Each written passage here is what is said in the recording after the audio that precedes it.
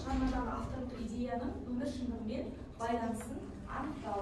Енді қазір біз осы сабағымызды бастау үшін әр партаға мен бір-бір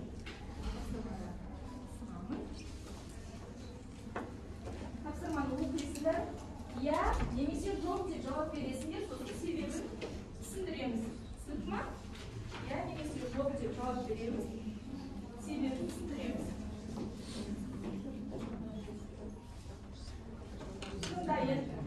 Дайын болсақ жұтпен, е? Тез ойланып алыңыздар. Жақсы, Айгерім, Нұрай. Пәтерді жалға алу алдында оның орналасқан жері ең басты фактор болуы керек. Біз бұған келсек, оның жауабы иә. Оның біршама себептері бар. Яғни пәтер алып жатқан жас отбасы болуы мүмкін, немесе көп балалы отбасы, немесе жай ғана адам болуы мүмкін.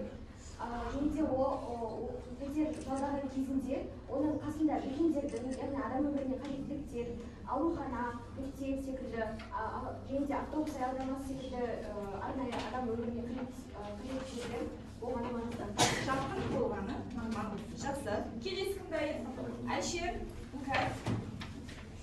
Қалашығындағы пәтерлерде жалдау шарттары жақсы болғанымен жұмысқа немесе мектепке жету қиынырақ болады.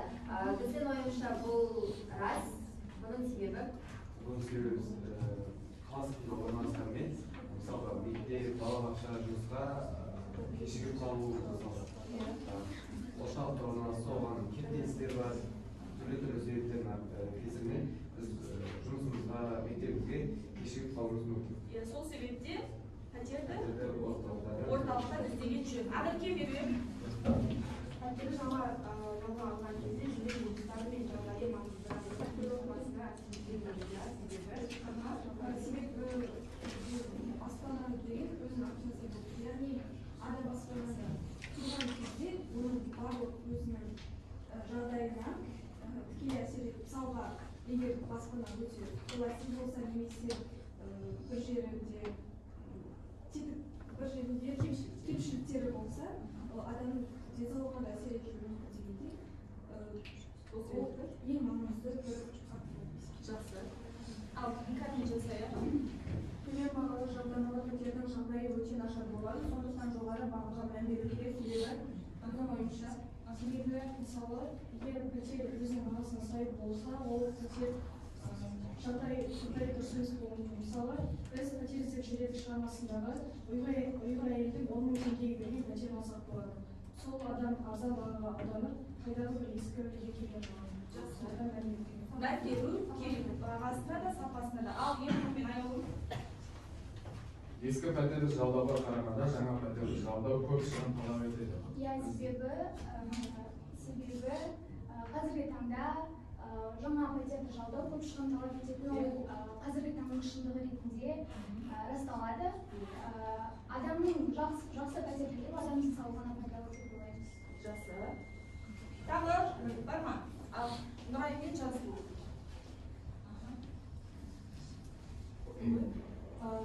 Жалға алынған пәтердің қымбат болуы міндетті түрде жақсы екендігін білдіреді. Яғни қаншалықты пәтердің бағасы артқан сайын оның сапасы да соншалықты жоғары екендігіне біз көз жеткіземіз. Яғни қазіргі таңда 2024 жыл және осы жылдар аралығында бізде құрылыс материалдарының сапасы мен сонымен қатар бағасы қатты артқан болады.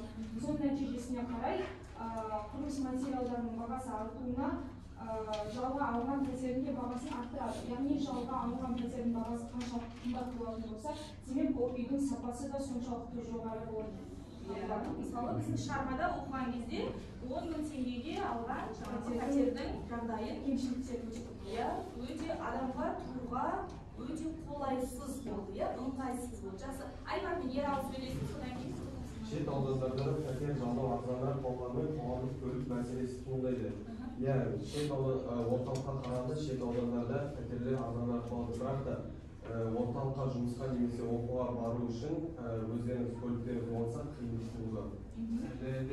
Бұл шет аудандарда пәтердің арзандығы бұл пәтер жағын қамтамасыз етеді, ал көлік басқа да мәселелерді қарастырмағандықтан ол сол жерде пәтер арзанырақ болады.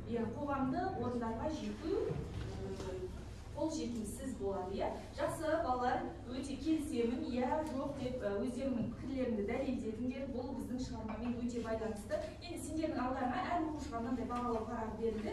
Бұл сабақтың өн бойында жүргізіліп отырады. Әр оқушы жеке қарап отырамыз, иә, дескрипторға қарап бағалап отырамыз.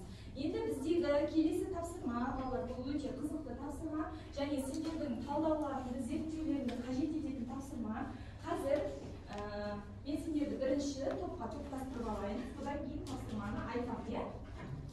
Жақсы, бірінші тапсырманы айтып алайын. Енді осы біз пәтер іздеп жүрелік шығармасы бойынша, осы шығармадағы автордың идеясы қазіргі өмір шындығымен байланыстырып, инфографика жасаймыз. Мына жаққа шығып, яғни автордың қозғаған идеясымен қазіргі өмірдегі шындықты байланыстырып, инфографика зерттеу талдау жасаймыз. Енді қазір мына жерде мен сендерге таяқшалар бірінші кім шығар? Алғашқы 5 оқушыны, иә? Сол мына жаққа келіп тұра берсін деп болады. Мысалы, алғашқы 5 оқушы Алпысбек Нұрай, Айбар, Әбілмансұр, Айгерім, Ақерке. Осы 5 оқушы мына жерде жұмыс жасайсыздар. Келіп тұра берген. Қазір бірден бастайсыздар, уақытты бірден бастайсыздар, иә? Келесі 5 оқушы бізде Алдияр, Аружан, Мультиба Іңкәр, Мамырбек Нұрай, Жансұлу. Мына жерге тақтаны айналдыра берген, мына жақ ауыстыра берген ақ жағын. 5 оқушы қойды. Келесі 5 оқушы бізде, Жансая, Ералы, Шаймұратқызы Іңкәр, Ұзақбай Аяулым, Меруерт. Осы 5 оқушы. Енді қалған 5 оқушы бізде Ерзат, Ернұр, Димаш, Әлішер, Аю Аяулым. Осы 5 оқушы ана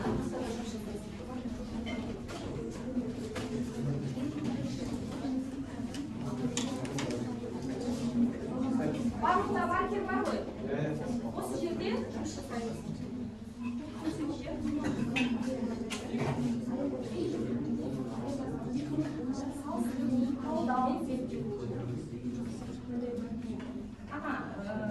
Зерттеуге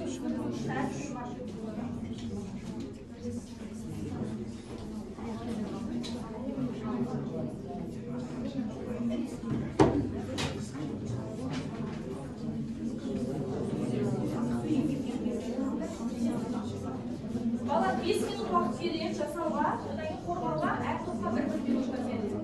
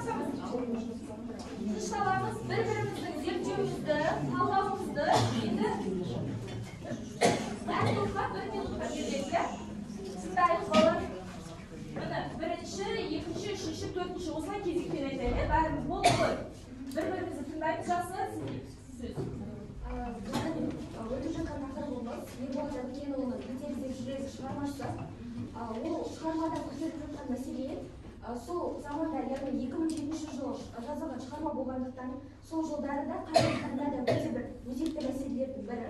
Яғни біздің жасап жатқан инфографикамыз ол 2007 және 2024 жылдар аралығындағы пәтердің қымбаттауы және пәтердің бағасының салыстырмалы түрдегі біздің жасаған инфографикамыз болып табылады. Жалпы мына жерде көрсетілген біздің сызбамызға сәйкес қарайтын болсақ, ең басында бізде 2020 жылы пәтердің бағасы 50.000 болған. Яғни сол жылдардағы адамның жалпы Қазақстан Республикасының азаматы немесе азаматшасының алған жалақысына сәйкес 50.000-ға біз пәтер жалдай аламыз. Бірақ та негізгі шығармаға сүйенетін болсақ, басты кейіпкерлер 10.000 ақшаға олар өте нашар пәтер жалдады. Бірақ сол жылдары бізде 50.000-лық пәтер. Сосын уақыт өте келе бізде 50.000-лық жалақыдан одан ары бағасы арттырған. Яғни бірнеше одан жылдар салып, мысалға 2007-2017 жылдары пәтердің бағасы одан әрі көтерілді. Неге? Себебі дәл осы уақыттар аралығында бізде жалақының да мөлшері мемлекеттік тұрғыдан заң бойынша қосылған еді. Енді осы 2021 жылы бізде 2017 жылы бізде пәтердің бағасы 150.000-нан асты, бірақ та 2021 жылы түсті. Неге түсті? Себебі дәл осы 2021 жылы бізде ковид ауруы вирус болғандықтан көптеген бізде пәтер алудың бағасы, сонымен қатар оны жалдау да өте төменгі деңгейге түсіп кетті. Соның нәтижесінде бұл тағы да пәтер жалдау экономикасына әсер етеді. Яғни осы бойынша біз кестеге қарайтын болсақ, 2024 жылы бізде қайтадан көтерілді. Яғни бұл дегеніміз пәтер жалдаудың саны мен сапасы, сонымен қатар оны жалдаудағы жалақының да ақшаның да қаржылық деңгейде өскенін көрсетеді. Яғни салыстырмалы түрде бізде ең басында 50.000 қаржыны көрсетті, бірақ та ең соңғы нүктесіне келетін болсақ, 2024 жылы 2014 жылдар аралығы 2021 жылдан кейінгі жылдарда бізде 250.000-нан асты. Демек қазіргі уақытта да ол 250.000-нан ары қарай асуы мүмкін. Себебі дәл осы уақытта бізде азаматтарымыздың алатын жалақысы жоғары. Соның нәтижесінде сонымен қатар құрылыс материалдарының бағасы өте жоғарылады. Соның нәтижесінен бізде қазіргі таңда пәтердің жалдау бағасын одан ары арттырып жатыр. Бұл бізде қазіргі кездегі көрсеткіш. Бағалардың көтерілуі немесе оның түсуі қазір инфляцияға сәйкесінше келеді. Себебі неде? Ақша құны түсіп немесе кейбір тауарлардың құндары артқан кезде оны сатып алу да құрылысшыларға, құрылыс жасайтын компаниялардың өздеріне де үлкен қаражатты шығынды қажет етуге алып келеді. Сол себептен бағасы жылдан жылға көтеріліп қымбаттап жатыр, иә? Жақсы. Яғни бұл жердегі азаматтардың жалақысы артқан сайын пәтер жалдау құны да арта түседі. Жақсы, келесі. Біз пәтер іздеп жүредік деген осы шығарманы негізге ала отырып, қазіргі заманмен салыстырған болатынбыз. Яғни осы қазіргі заман 2024-2027 жылдар аралығында салыстырған болатынбыз. Енді осы жерде біз ең бірінші осы Қазақстан картасы жайлы айтып кетсем болады. Ірі мегаполистік қалалар Алматы, Астана, Шымкент деген секілді қалаларда пәтер бағасы орташа бағасымен 570 мыңды құрайды, ал ол жақтағы адамдардың жалақысы орташа бағамен 300-400 мыңды құрайды. Ал кішігірім облыстар немесе ірі облыстарда, мысалы Көкшетау немесе Орал деген секілді осы қалаларда, облыстарда 273 мыңды құрайды. Яғни бұл дегеніміз ірі мегаполиске адамдардың өте көп мөлшерде келеді және оларда осыған байланысты пәтер үйлердің де бағасы өте жоғары және сұранысқа ие болады. Сонымен қатар бізде ең бірінші пәтер бағасын айтып кетсем болады. Яғни 2007 және 2024 жылғы бағалары бірдей десек те болады. Себебі ол заманда 50 мың теңге, ол бізге қазіргі замандағы 300-400 мың теңгені құрайды. Яғни ақшаның жаңағы өсім өскенмен олардың құндылығы бірдей десек те болады. Яғни қымбатшылық әлі де бар, әлі де өзгерісте жаңағы бірдей қалыпта, яғни 3 деген шкаламен есептейміз. Қазіргі заманда осы салыстырғанда тіпті 2007 жылда да ақша қымбат болғандықтан ол заманда да үйсіздер көп болған болатын. Ал қазіргі заманның статистикасына қарайтын болсақ, мен жаңа қарап көрген болатын, көрсеткіште Қазақстан бойынша 3 миллионға жуық адамдар әлі баспанасыз жүр. Біз осыған байланысты айта аламыз, осы бағдарламалардың дұрыс қолданбағандығына, мемлекеттің бағдарламалары дұрыс қолданбағандықтан және де көптеген үйлер салынып, құрылыстар жүріп жатыр, бірақ та олар қолжетімсіз, қарапайым халыққа қолжетімсіздігі және де оның жұмыстары дұрыс қолданылмағандығынан, жарнамасына және де қазіргі таңда тіпті адамдар жұмыс істеп жатқанның өзінде олардың жалақысы оған жете алмайды, ал сатушылар көп қымбат бағаны шарттатып жібергенді. 2007 жыл мен 2024 жылдар аралығындағы пәтер іздеу мүмкіндіктеріне тоқтала кететін болсақ, 2024 жылды біз 4-ші шкалаға қойдық, ал 2007 жылды біз 2-ші шкалаға қойдық.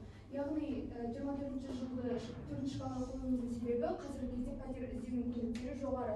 Мысалы айта кететін болсақ, қазіргі таңда телефоннан OLX дейтіндер ғой, солардың приложениялар арқылы біз оңай таба аламыз. Ал 2007 жылдары газет арқылы хабарландырулар. Шығармада қай жерден іздеді? Шығармада қай жерден іздеді пәтерді? Жетім бұрыштан іздеді, иә, барып адамдарға алданып қалғандығы, иә, бұл жерде адами фактордың әсері де бар екендігі. Сонымен қатар осы жерде айтып кететін болсақ, осында адамдар қазіргі кезде өте көп бағдарламалар бар.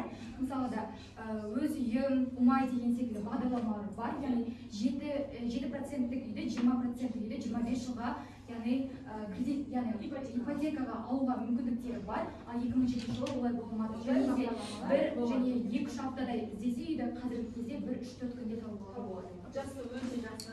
Сонымен қатар осы көрсеткіш арқылы мен айтатын, қорытындылайтын сөзім, осы 2007 жылы ол кезде ешқандай мүмкіндік те болмады.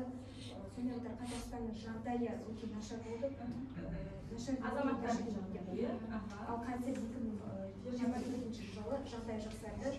Сонымен қатар баспанасыз жүрген адамдар қазір өздеріне ыңғайлы, өздерінің қалаған баспаналарын таба алады. Жақсы отыра қойыңыз, рахмет, көп келесі. Жалпы шығарма біз 2007 жылы жазылған болатын. 2024-2025 жылы салыстыратын болсақ, жалпы 18 жыл Алматы қаласы бойынша жұмыс жасаған статистикасында Алматы қаласы 20%, ал Қарағанды, Ақтау, Астана қалалары 20% құрайды, Шымкент қаласы 15% құрайды. Жалпы жетім бұрышта сол жылдары пәтерді жетім бұрышта іздеген, және де қазіргі таңда өте көп бағдарламалар бар, яғни ипотека арқылы төлеу немесе бөліп төлеу арқылы төлеу бағдарламалары бар. Жалпы мына жерде біз 2007 мен 2024 жылғы статистиканы салыстыратын болсақ, жалпы біз тек қазіргі таңдағы статистиканы салыстыратын болсақ, біз мына жерде жалпы ешқандай айырмашылық көрмесек те, бірақ мына жердегі бізде қазіргі таңда Қазақстанда 3 мегаполис бар, және сол жердегі 3 мегаполистің мына жердегі Алматы мегаполистердегі 2024-2025 жылдардағы проценттің өскенін байқауға болады. Яғни себебі мына жерде қарап отырғанда 2007 жылғы статистика қарасаңызда 25% Алматы қаласында болатын болса, 2024-2025 жылы 35%-ға дейін өскен болатын. Жалпы бұл жерде біз нені көруге болады? Бұл жердегі қазіргі таңдағы әлі сол мәселенің ауқымы әлі бар екенін көрсетуге болады. Себебі шешімі әлі табылмай жатырмыз. Бірақ та бұл қазіргі таңдағы өзекті мәселе болғанымен қазіргі таңда әртүрлі бағдарламалар болсын, жас отбасыларға, студенттерге арналған бағдарламалар да қазіргі таңда шығарылуда. Және де осы кездегі пәтер іздеуге қарасақ, бұл жерде әрбір қаладағы пәтер іздеушілердің пайызын көрсетеді. Мысалы, мына жерде 2007 жылға қарасақ, Алматы қаласының пайызы әлі де жоғары болып тұр. Яғни бұл жерде тек қана пәтер іздеу ғана емес, сонымен қатар жұмыссыздық деген проблеманы алсақ болады. Көптеген адамдар жұмыссыз болып, осы Алматыға пәтер іздеу үшін келеді. Және де жұмыссыздықпен осы проблема қатар жүреді деп айтсам болады. Жақсы, өте жақсы. Мысалы, қараса, Ақтау мен 2018 жылдың арасында Ақтаудың көрсеткіштерін алсақ болады. Ақтауда 2007 Ақтау 20% болса, 2024-2025-те Ақтау 5%. Қанша? 5%. Сонда азаймады? Азаймады. Сонда Ақтауда адамдардың жалақысы жоғары. Жағдайы. Сонда Ақтауда тұрғандар байлар, иә? Жақсы. Қазіргі таңда пәтер алу ол көп адамдарға оңай емес. Мысалы, қазіргі таңда пәтердің бағасы Қазақстан азаматтарының жалақысымен сәйкес келмейді. Өйткені ол қазіргі таңда мысалы адамдар өзіне қолайлы және де қамтамасыз етілген барлық жабдықтармен қамтамасыз етілген үйлерді өздеріне жалға алады. Мысалы, олардың бағасы өсуінің себебі Қазақстан азаматтарының жалақысының өсуіне байланысты. Тікелей байланысты, иә? Жақсы. Ал отырғандар келесі бізде соңғы сезіктенсе қалай? Біз шығармамен қазір көмірді байланыстырдық. Бізде негізі шығармада пәтердің бағасы сапасына қарай болған болатын. Бізде басты кейіпкер алған ең бірінші үй, ол 30 мың тұратын пәтер болған, алайда оған қаражаттар жетпегендіктен 10 мың тұратын пәтерді алған болатын. Бағасы арзан болғандықтан оның сапасы да төмен болды. Себебі сапасы мен бағасы бір-біріне тікелей байланысты. Сол себепті біз оларды төмендегіге қойдық.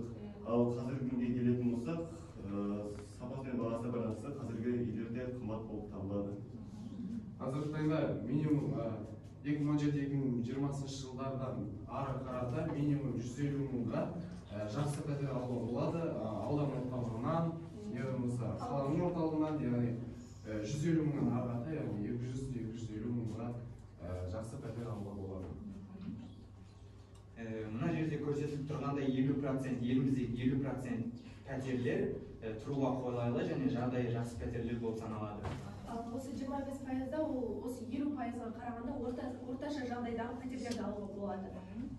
15-10%-дағы пәтерлер ол ауыл аймақтағы қолайсыз пәтерлер, сапасы да нашар пәтерлер деп айтсақ болады. Ал шығармада керісінше осы 50%-ық пәтерлер ол бір-біріне қосарланған сапасы төмен пәтерлерді осы шығармада көрсетіп кеткен. Керісінше ол шығармада 50% пәтерлер адамға тұруға жағдай жасалмаған болса, ал қазіргі кезде ол жағдай жасалған, бағасы да өте қымбат пәтерлер болып табылады.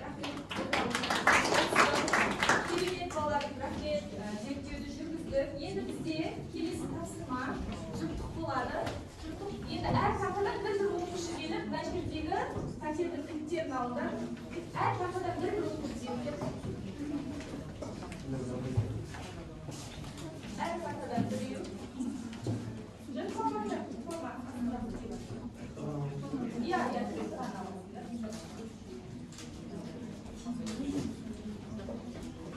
біреу қалқалы мен ашық жасағанға жақсы.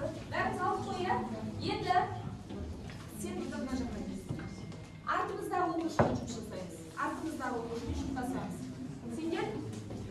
Сен Айбаринмен жұмыс жасайсыңдар, сен Айбаринмен.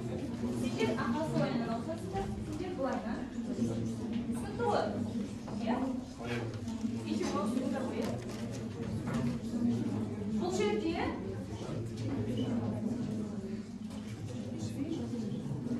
тапсырма түсінікті ғой, иә? Жазылып тұр тапсырма сол жерде. Яғни бұл жерде рөлдік ойын, рөлмен көрсетеміз. Біреуі пәтер іздеп жүрген адам, немесе біреуі журналист. Біреуі пәтер іздеп жүрген адам, екінші пәтерді жалға беріп жүрген адам. Осылай екі. Айтатын сөздерді дайындап алсаңдар болады, бір-бір. Ойлардың жинақтар.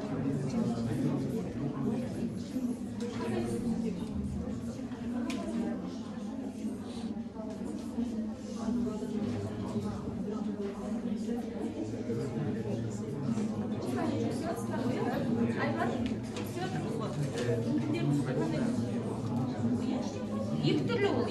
Біреуі пәтер іздеп жүрген адам, біреуі журналист. Біреуі пәтер іздеп жүрген адам, біреуі пәтерді жалға беруші. Екі рөл. Екі түрлі. Тез. Ойымызды жинақтап аламыз.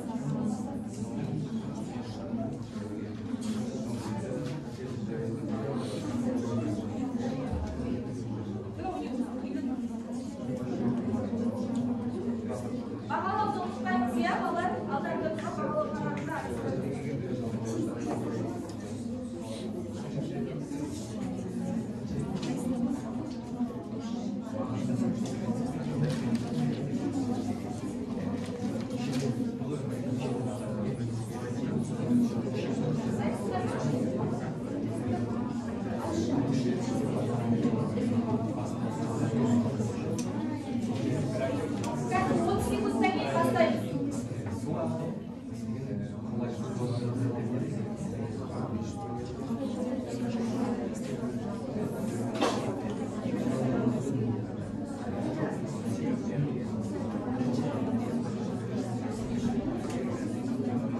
Тоқтатамыз. Ойласып алған шығарсыздар, иә, не айту керек екен. Тоқтатамыз.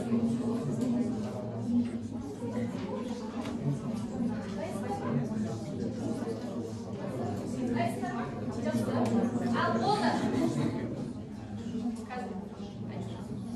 Балалар, бір-бірімізді тыңдаймыз. Артымыздағы оқушымен жұптасық қол. Дайынбыз ғой. Ал Ерзат пен Айгерім дайын екен қолын көтерді. Ал. Тез. Қарап отырамыз. Жұптардың бірі пәтер іздеп жүрген адам, екіншісі журналист. Жақсы, ал. Сәлеметсіз бе? Сіз осы жерде қандай мақсатта жүрсіз? Сәлеметсіз, менің басты мақсатым бұл жерде пәтер іздеп жүрген боламын. Сіздің осы пәтер алатын алдында пәтерге қоятын қандай талаптарыңыз бар, және қандай бағада, қандай ауданда болғаны дұрыс? Пәтерге қоятын талаптарым ол жерде коммуналдық жағдайлар өте жақсы деңгейде болу керек, және де әкімшілік орталықтарға жақын деңгейде болу керек. Себебі студенттерге қолайлы болу үшін және де қала арасында тез тасымалдану үшін қала орталығында болған абзал. Сіздің осы сізге пәтерді жалға берген адамға қоятын талаптарыңыз қандай? Ең алдымен пәтердің ішінде жиһаз болу керек, одан кейін пәтердің жағдайларын толық жасау керек деген талаптар қоя аламын. Сіздің жауаптарыңызға рахмет. Енді біз пәтерді қалай жалға алу қажет, және де қазіргі таңда Алматы қаласына келген адамдардың пәтерді қалай, қандай пәтерлерді қажет ететінін біз білген боламыз. Жақсы. Рахмет. Келесі Ернұр. Келе ойдар. Сендердің рөлдерің қандай оқып жүргендер? Жұптардың бірі пәтер іздеп жүрген адам, екіншісі пәтерді жалға беруші. Жақсы, жалға беруші, біреуі пәтер іздеп жүрген адам. Ал. Ассалаумағалейкум. Ассалаумағалейкум. Ержан деген сіз бе? Сіз номеріңізді совет пәтерден алайын. Иә? Не болды? Маған пәтер керек еді. Досым екеуміз Жапан қалада жалғыз қалып едік. Ой, сендер білем ғой мен. Досым екеуміз дейсіңдер да 5-6 бала болып студент болып. Жоқ аға, екеуміз ғана тұрамыз. Андай жағдайды көрсеңіз пәтерден шығып кетеміз. Қанша теңге көреміз? Ой, сен 20-30 мың бар, тауып келмей тұр бар. Сол тауып келмей тұрыңдар. Жоқ аға. Ой, жоқ бере алмаймын.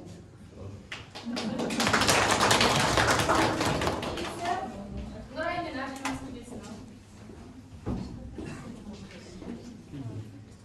Мұқтаждың бірі пәтер іздеп жүрген адам, екіншісі журналист. Кім сендер жүрсің? Мен журналист. Ал әке, маған пәтер беруші пәтердің де жаман естер шығар екен. Өзім басқа жерден барып сағыз деп көрермін. Демеспейсіз бола ма? Біз Қазақ ұлттық арнасынан келген журналистеріміз, яғни сізге осы ауданнан сізге осы пәтер беру туралы сұрақтар қойғымыз келеді. Соған жауап беруге қалай қарайсыз? Иә, шын жүрекпен жауап беремін. Аха, ең бірінші сұрағымыз, сізге осы аудан ұнап жатыр ма? Пәтер іздеу қиынға туып жатқан жоқ па? Ауданы ұнап жатыр, бірақ пәтерлер енді іздеу өте қиындап жатыр. Мен үшін енді ғана келіп тұрған студент едім. Бірнеше пәтерді аралап шықтым, интернет желісінен OLX-тан барлығын іздеп келген болатын. Біреуінің иісі жаман, біреуінде көршілері шулы, екіншісінде суының иісінен бір дәм де сезіледі, өзінің иісі де жаман. Бір шетінде тоқтың да күші жетіспеушілік, содан ол өшіп қалатын әдеті бар. Кейбір жерлерінде интернетте дұрыстамады. Енді осы атап кеткенде студентпін дедіңіз ғой, қазіргі кезде Алматыға өте көп студенттер жиналуда. Соған байланысты қандай бағдарламалар пәтер іздеуге ұсынар едіңіз? Мен интернет желісіндегі Базис А дейтін сайт бар. Сол сайттың ішінде күшті пәтерлер бар, бірақ олардың бағалары өте қымбат. Жалақысы да өте қымбат болып келеді. Сондықтан пәтер іздеген кезде бірінші ең бастысы интернет желісінде іздер аралығында ол университетке жақын болу керек. Екіншісі оның ішіндегі бүкіл заттары өзінің құнына сай келу керек. Интернет те жақсы болу керек, су да жақсы болу керек, тоқ та болу керек, газы да болу керек. Және ең бастысы көршілер шуламас болу керек. Рахмет, сұхбатыңызға осыны алда жүрде ескере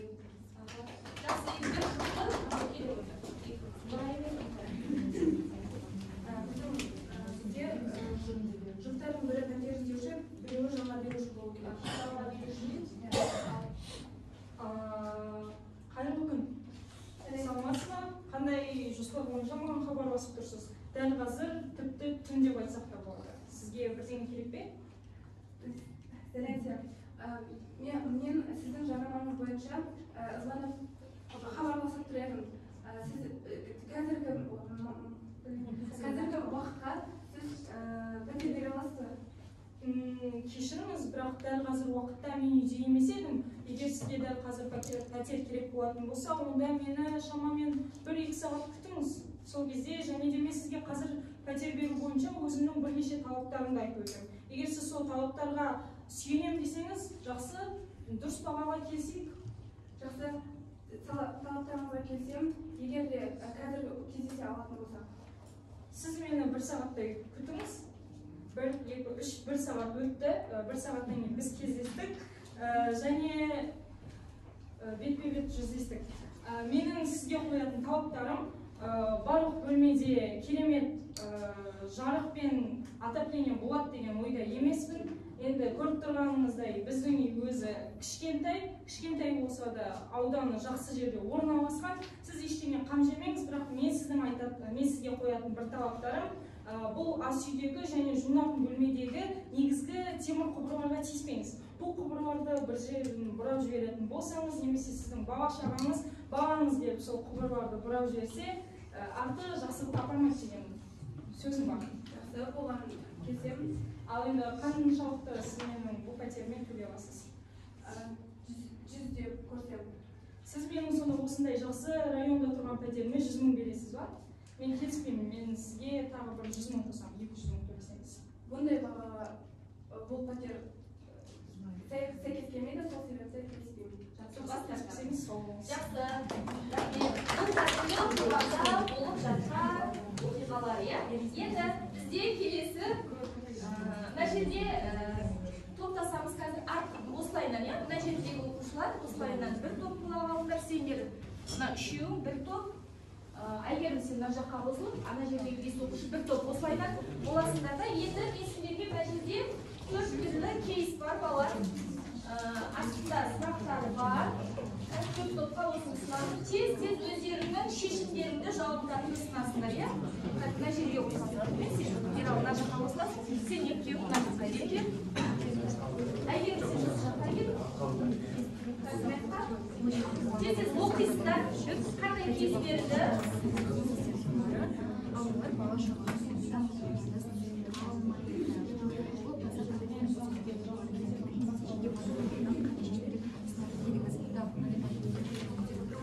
Потому что бұл жерде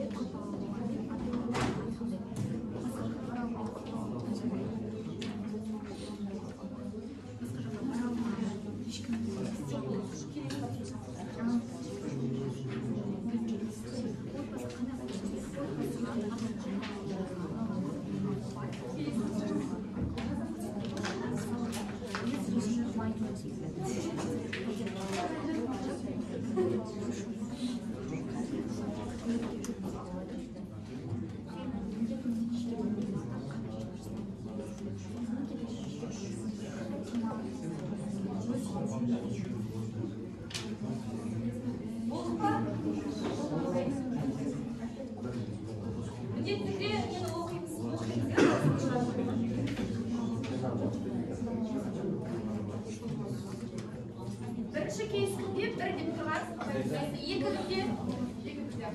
үш де, жақсы төрт. Осы ретте сөйлейсіңдер, иә? Жақсы, ал тыңдаймыз ба, Ернұр? Нұрай тыңдаймыз. Ал бірінші берілген оқимыз. Бір отбасы ұзақ уақыт бойы қолжетімді бағада пәтер таба алмай жүр. Пәтер бағасы олардың табысынан 2 есе жоғары. Ал олар бала шағалы болғандықтан жатақханада тұра алмайды. Сұрақты, бұл отбасы қандай көмек көрсетуге болады? Мемлекеттік немесе жеке бағдарламаларда қандай шешімдер ұсынар едіңіздер? Бұл отбасы көпбалалы болғандықтан оларға жеткілікті көмегіне жүгіну қажет. Яғни оларға мүмкін алдағы уақытта ипотекаға немесе осындай аз процентті үйлерді алуға болады. Ал бағдарламаларға келетін болсақ, ұмай немесе өз үйім деген бағдарламада көмек сұраса, онда оларға беруге міндетті. Жақсы, яғни мемлекеттік бағдарламаларды қолданып өз пәтерін алуға болады деп ұсыныс айтасыңдар, иә? Жақсы, өз ұсыныстарың. Отырыңыздар. Келесі екінші кіммен келесіңдер, иә?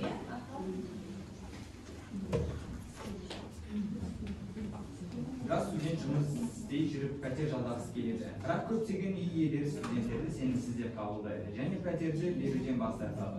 Сұрақтар: студентке бұл мәселеден шығу үшін қандай жолдарды құрастыруға болады? Үй иелеріне студенттердің сенімді екенін қалай дәлелдеуге болады?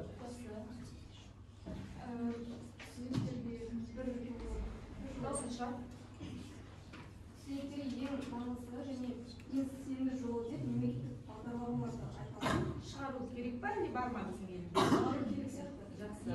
Сенімдісің, ең сапалы, барлық студенттердің жағдайы жасай алатын сондай бір бағдарлама шығару керек.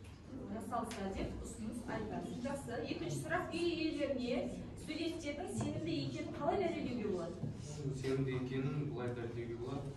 Мысалы, студенттердің ата-аналарымен кездесіп, осы квартираны жалға беретін адаммен келісіп, осы ата-аналар жалға алып, осы оқушыны тұрғызуға болады деген оймен тұрғызуға болады.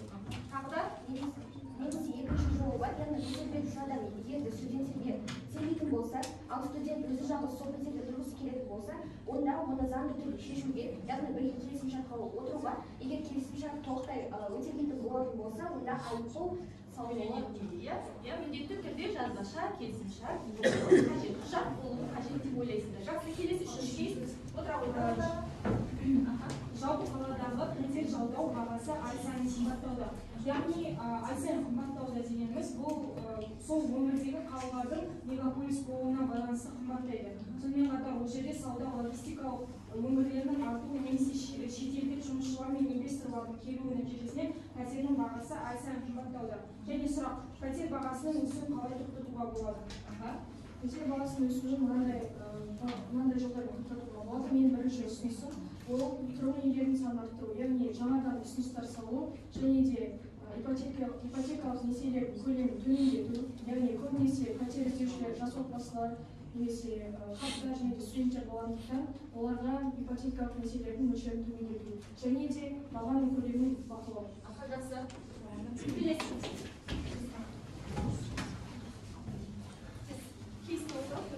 Төртінші кейс бізде келісімге келу қиындықтары. Мұғалім болып жұмыс істейтін жас отбасы жаңа пәтер жалдауға шешім қабылдайды. Олар үшін ең бастысы мектеп пен жұмыс орнына жақын, қолжетімді пәтер табу. Бірақ пәтер иесі олардан 1 жылдық жалдау ақысын алдын ала төлеуді талап етеді. Отбасының мұндай соманы бірден төлеуге мүмкіндік жоқ. Жақсы, бұл отбасы қалай шешеді? Отбасы бұл жағдайда қалай шешу мүмкін? Бірінші сұрақ. Отбасы бұл жағдайда негізі заңды шешуге болады. Себебі пәтердің жылдық ақысын бірден төлеу деген шарт жоқ. Және пәтер иесімен келісімшарт, яғни жазбаша түрде келісім жасауға болады. Жақсы, отырамайындар. Жақсы, келесі бізде жұптық тапсырма. Енді былай, X күйінде жұптасаңыздар, осы пәтер іздеушілерге арналған нұсқаулық құрастырамыз. Яғни пәтер жалға берушілер емес, пәтер іздеушілерге арналған тез-тез 3 немесе 5 пункттен тұратын нені құрастырамыз? Жадынама нұсқаулық. Пәтер іздеушілерге. X-та былайдан жұптасамыз. Сен Аружан екеуің, Айдар сен?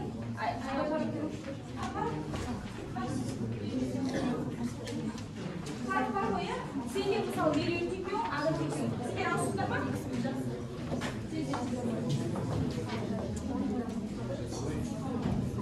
Жадынама, пәтер іздеушілер өздеріне қандай нұсқаулық ұсынасыңдар сіздер. Мысалы талаптар.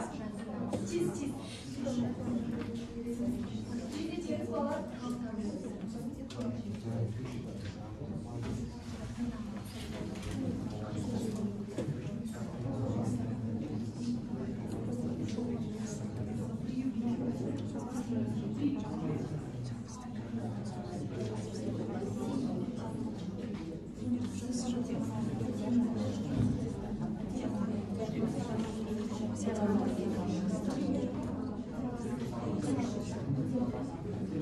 Кім дайын тез былайынан тізбектей болып шықса.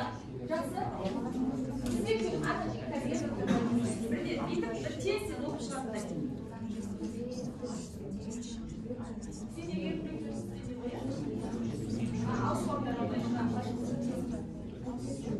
болды. Тоқтатамыз балар. Оқып шығармен тізбектеп бір-бір ең маңызды деген бір жаднаманы оқимыз. Әр шықты, иә?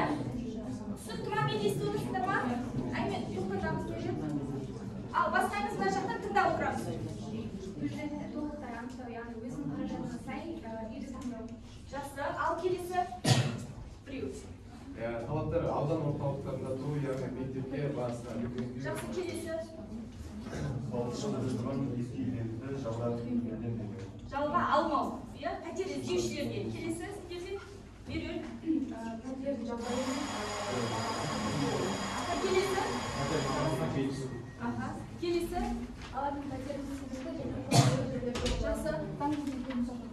Жақсы, заң жүзінде келісімшарт болады. Бізде ақпараттар тексеру және құжаттарды тексере отырып, өзіндік талаптар мен мақсаттарын анықтау. Келесі. Бізде ақша жағына алдын ала төлейді және жағдайына қарай байланысты, ал орналасқан жері ол тұрақты мектепке жақын және жақсы, өте жақсы. Енді қараймыз балалар. Бүгінгі сабақта осы қазіргі пәтер іздеу жүрегі шығармасы барша адамзат үшін, мен үшін, жастар үшін маңызды. Себебін айтып жіберейікші. пәтер іздеп жүрек шығармасы біреу жүрек шығармасы яғни бұл біз үшін маңызды, себебі біз болашақ студент болғаннан кейін біз осы пәтер іздеуге өте үлесімізді қосуымыз керек, білуіміз керек. Жақсы, тағы бізге маңыздылығы себебі біз осы мәтіннен алатынымыз студенттерге алданып қалмау, иә, шығарма кейіпкері сияқты алданып қалмау. Және де біз осы шығармадан көре аламыз, күйеуі сияқты жағдайға түспей алдын ала үйленбей жатып барлық жағдайды жасап алуға. Жақсы, Ерзат. Мысалға алатын болсақ, біз дерамыз бұрын оның жағдайын қарауымыз керек. Жақсы, яғни маңызды, олар өте маңызды ғой біз үшін. Жастар үшін ше, жас отбасылар үшін ше, бүкіл адамзат үшін ше, маңызды, иә. Жақсы, бүгінгі біздің сабақтан алатынымыз, яғни өздерінің өмірде қолданатындарын сенімдімін бағалауды айтып жіберейік. Кім өзіне қанша бал қойды? Тез. Кім 9 қойды? Жақсы, Айгермен келісеміз. Жақсы, Әлшер қанша қойды? Жақсы, кім 10 бал қойды? Әбілмансыр, жақсы, өте жақсы. Барлық сабаққа өте жақсы қатыстыңдар. Енді үйге тапсырма пәтер жалдаушы, пәтерді жалға берушінің атынан жарнама құрастырып бересіздер. Пәтерді жалға берушінің атынан, яғни мен мынандай пәтерді беремін деген сияқты жарнама. Жақсы, сабақ аяқталды. Рахмет.